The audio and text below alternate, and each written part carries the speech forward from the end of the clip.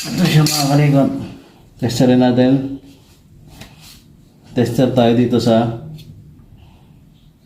rod. Tapos dito kung may leakage ba. Pag wala, balik natin. Siyempre mga kalikot, bago tayo mag-test, punasan muna natin ito.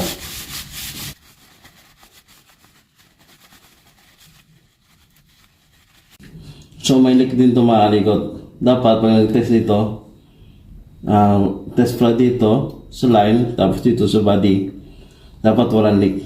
So isa rito sa nag-cause ng trip off. Test natin yung bago. Test natin itong bago. Pakita ko sa inyo.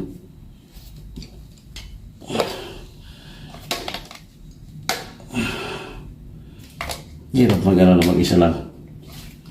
Video na mag-isa lang mga kalikot.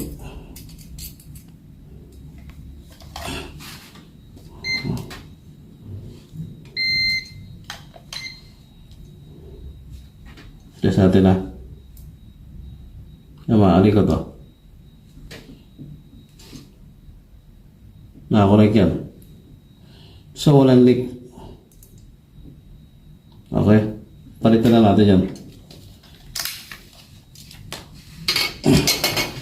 Para yung steam machine natin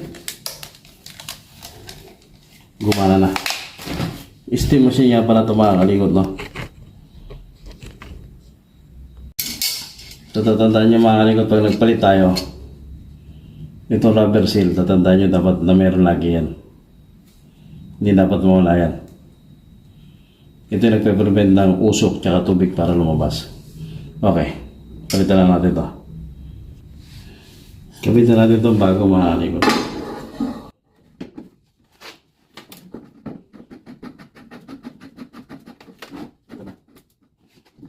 Ito natin.